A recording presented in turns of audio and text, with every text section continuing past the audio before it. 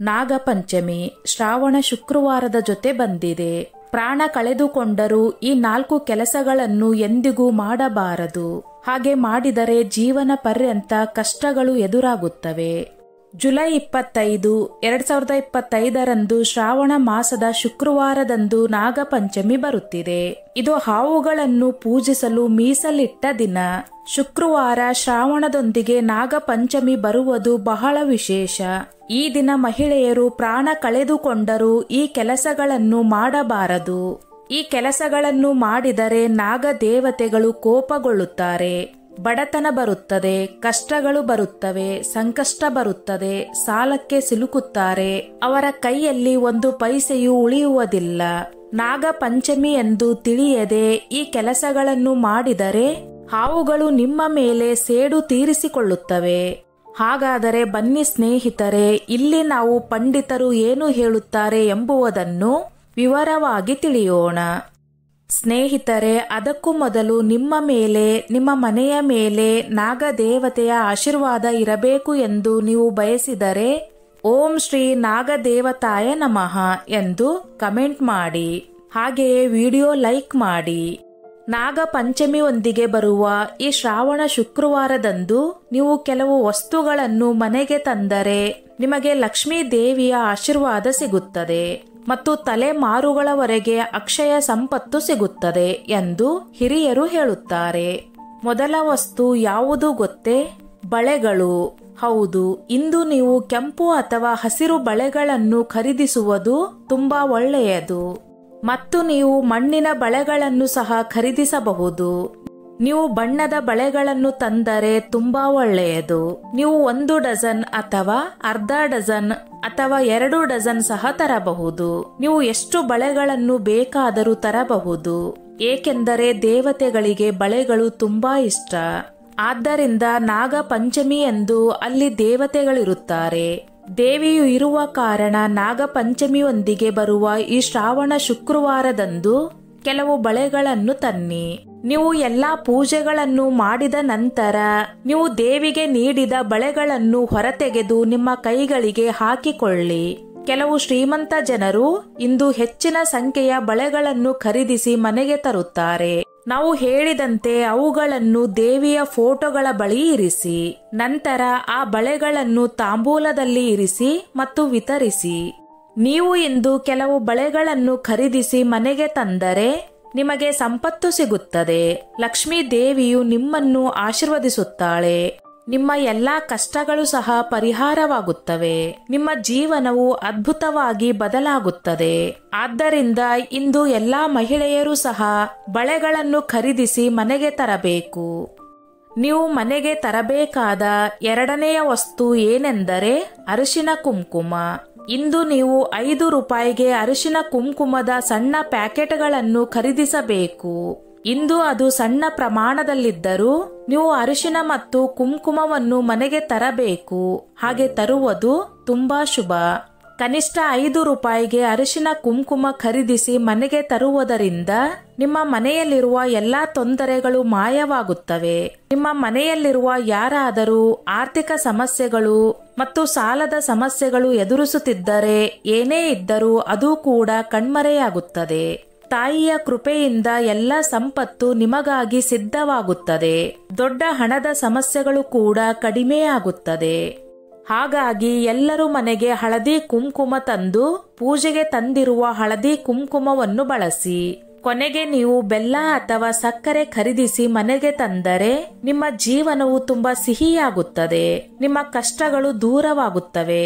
ನಿಮ್ಮ ಎಲ್ಲಾ ಸಮಸ್ಯೆಗಳು ಸಹ ದೂರವಾಗುತ್ತವೆ. ನಿಮ್ಮ ಅದೃಷ್ಟ ಹಿಂತಿರುಗುತ್ತದೆ.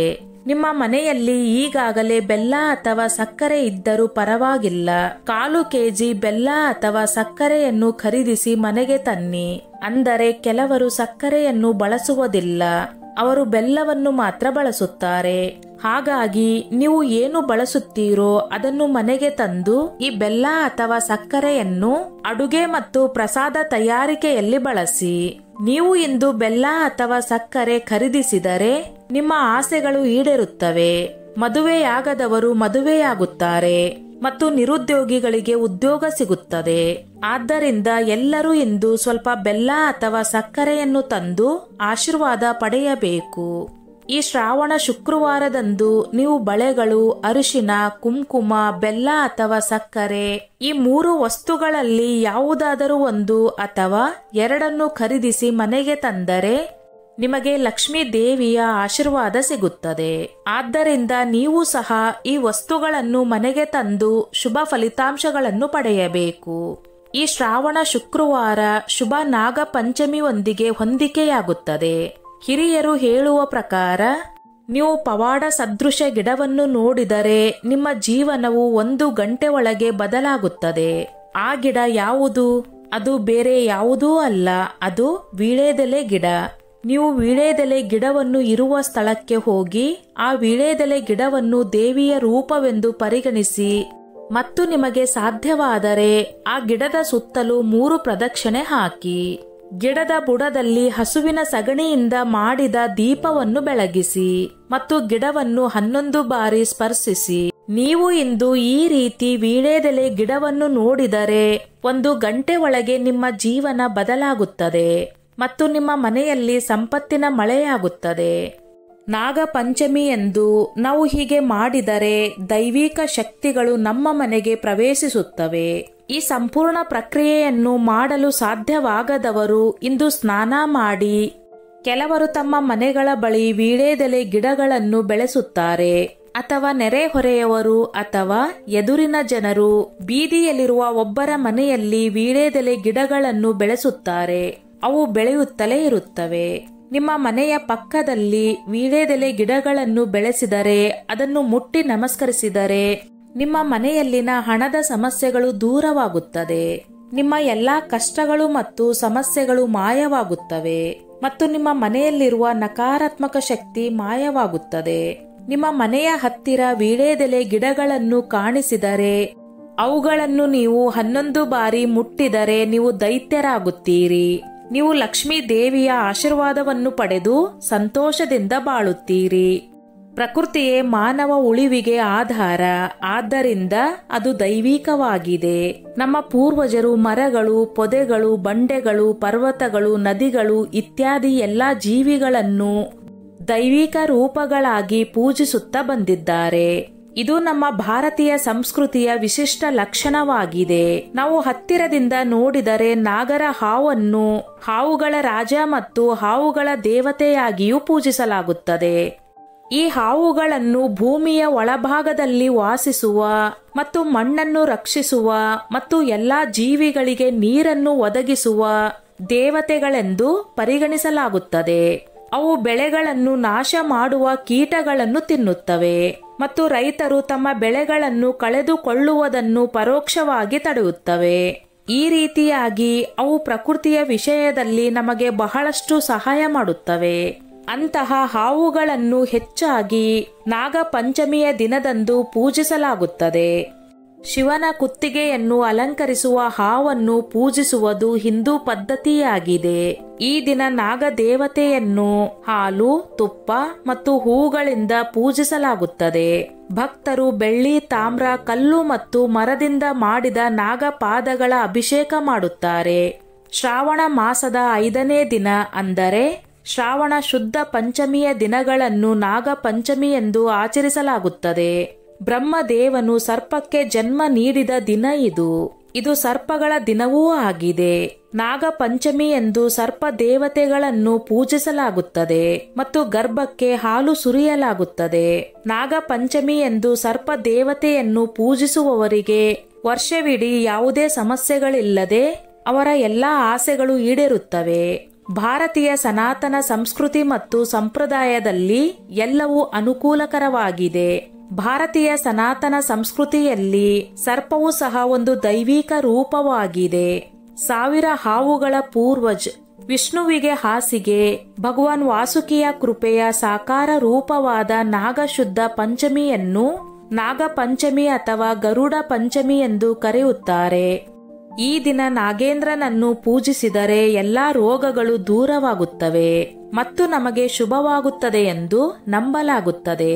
ನಾಗಪಂಚಮಿಯ ದಿನದಂದು ವಿಷಪೂರಿತ ಹಾವಿನ ಗೂಡುಗಳನ್ನು ನೇರವಾಗಿ ಪೂಜಿಸಿ ಗೂಡಿಗೆ ಹಾಲು ಸುರಿದರೆ ಮಾನವನೊಳಗಿನ ವಿಷಪೂರಿತ ಹಾವು ಬಿಳಿ ತತ್ವವನ್ನು ಪಡೆದು ಎಲ್ಲರ ಹೃದಯದಲ್ಲಿ ನೆಲೆಸಿರುವ ಭಗವಾನ್ ವಿಷ್ಣುವಿನ ಬಿಳಿ ಆದಿಶೇಷನಾಗುತ್ತಾನೆ ಎಂದು ಹೇಳಲಾಗುತ್ತದೆ.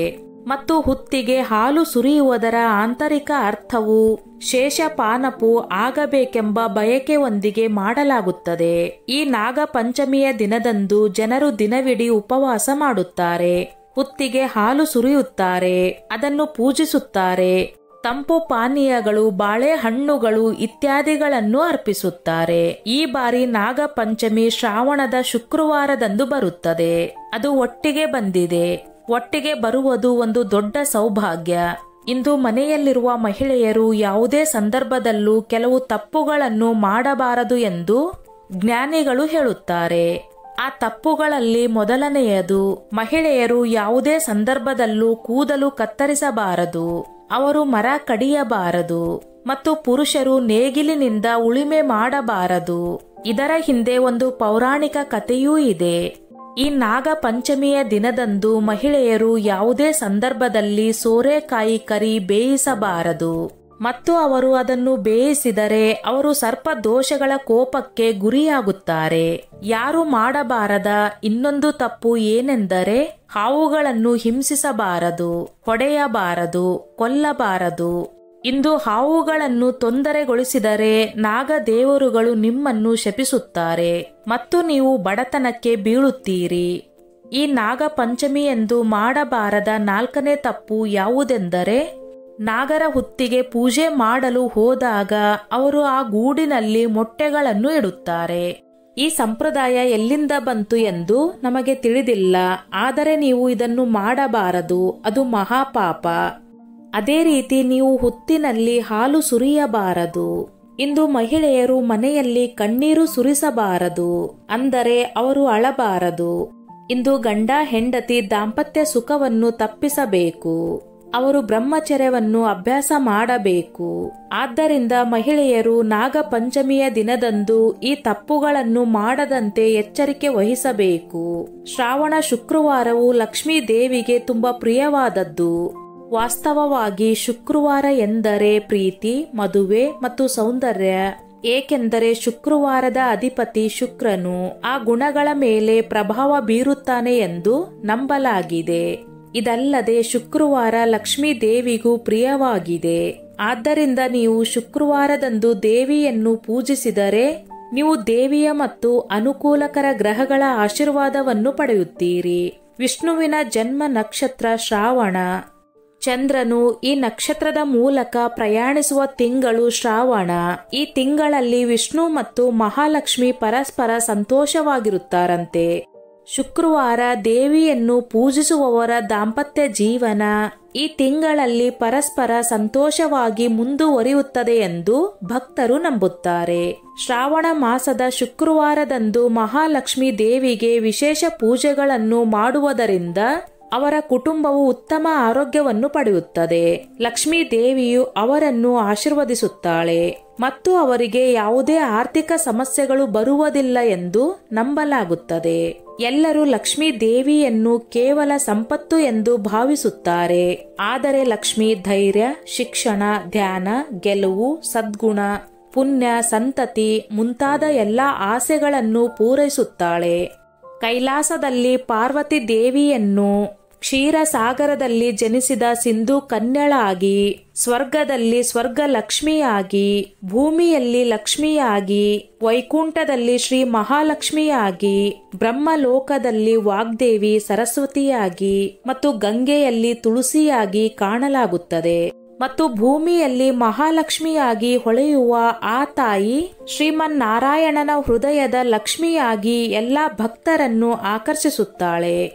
ಭೂಮಿಯ ಮೇಲಿನ ಪ್ರತಿಯೊಂದು ಮನೆಯಲ್ಲೂ ಗೃಹಿಣಿಯರಾದ ಸದ್ಗುಣಶೀಲ ಮಹಿಳೆಯರ ರೂಪದಲ್ಲಿ ಹೊಳೆಯುವ ತಾಯಿ ಮಹಾಲಕ್ಷ್ಮಿ ಅವರ ಮಾಲೀಕರಿಗೆ ಸಂಪತ್ತನ್ನು ಮತ್ತು ಮನೆಯಲ್ಲಿ ಸುಂದರವಾದ ಶುಭ ವಸ್ತುಗಳನ್ನು ತರುವ ಮೂಲಕ ನಮ್ಮೆಲ್ಲರನ್ನು ಆಶೀರ್ವದಿಸುತ್ತಾಳೆ. ಆ ಲಕ್ಷ್ಮೀ ದೇವಿಯು ಇಡೀ ಪ್ರಕೃತಿಯನ್ನು ವ್ಯಾಪಿಸಿ ತನ್ನ ತೇಜಸ್ಸಿನಿಂದ ಬೆಳಗುತ್ತಾಳೆ. ನಿಮ್ಮ ಪೂಜಾ ಕೋಣೆಯಲ್ಲಿ 8 ಎಲೆಗಳ ಕಮಲದ ಚೊಂಬು ಕೂಡ ಇಡಬೇಕು. ಪೂಜೆಗೆ ದೇವಿಯ ಫೋಟೋವನ್ನು ಸಿದ್ಧಪಡಿಸಬೇಕು. ದೇವಿಯ ಚಿತ್ರವನ್ನು ಸ್ವಚ್ಛವಾಗಿ ಒರೆಸಿ ಶ್ರೀಗಂಧ ಮತ್ತು ಕುಂಕುಮದಿಂದ ಅಲಂಕರಿಸಬೇಕು. ಗುಲಾಬಿ ಹೂಗಳನ್ನು ಅರ್ಪಿಸಿ ಪೂಜಿಸಬೇಕು. ಈ ದಿನ ಮಹಿಳೆಯರು ಕೆಂಪು, ಹಸಿರು ಮತ್ತು ಹಳದಿ ಸೀರೆಗಳನ್ನು ಧರಿಸುವುದು ವಿಶೇಷವಾಗಿ ಶುಭ. ಈ ಪೂಜೆಯಲ್ಲಿ ಕನ್ನಡಿ ಬಹಳ ಮುಖ್ಯ.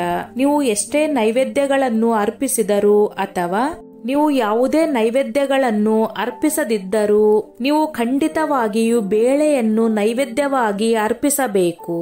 ಮಹಿಳೆಯರು ಈ ಬೇಳೆಯನ್ನು ಪ್ರಸಾದವಾಗಿ ಸ್ವೀಕರಿಸಬೇಕು. ಈ ರೀತಿ ದೇವಿಯನ್ನು ಪೂಜಿಸಿದರೆ ತಾಯಿ ಸಂತೋಷ ಪಡುತ್ತಾಳೆ ಮತ್ತು ಆಶೀರ್ವದಿಸುತ್ತಾಳೆ ಎಂದು ಶಾಸ್ತ್ರಗಳು ಹೇಳುತ್ತವೆ. ಇಂದು ಲಕ್ಷ್ಮೀ ಸಹಸ್ರನಾಮ ಮತ್ತು ಲಕ್ಷ್ಮೀ ಅಷ್ಟೋತ್ತರದೊಂದಿಗೆ ಕುಂಕುಮ ಪೂಜೆ ಮಾಡಿದರೆ ನಿಮಗೆ ಲಕ್ಷ್ಮೀ ದೇವಿಯ ಆಶೀರ್ವಾದ ಸಿಗುತ್ತದೆ. ನಿಮಗೆ ಅಪಾರ ಸಂಪತ್ತು ಸಿಗುತ್ತದೆ. ದೇವಿಯ ಆಶೀರ್ವಾದ ನಿಮಗೆ ಸಿಗುತ್ತದೆ. ಇದಲ್ಲದೆ ನಿಮ್ಮ ಜಾತಕದಲ್ಲಿ ಗುರುವಿನ ಬಲ ಹೆಚ್ಚಾಗುತ್ತದೆ. ಗುರುವಿನ ಬಲವಿದ್ದರೆ ಜೀವನದಲ್ಲಿ ಯಾವುದಕ್ಕೂ ಕೊರತೆ ಇರುವುದಿಲ್ಲ. ಅಷ್ಟವರಗಳು ಈಡೇರುತ್ತವೆ. ಸ್ನೇಹಿತರೆ, ಈ ನನ್ನ ಮಾಹಿತಿ ನಿಮಗೆ ಇಷ್ಟವಾಗಿದ್ದಲ್ಲಿ ದಯವಿಟ್ಟು ಶೇರ್ ಮಾಡಿ, ಲೈಕ್ ಮಾಡಿ ಮತ್ತು ಸಬ್ಸ್ಕ್ರೈಬ್ ಮಾಡಿ.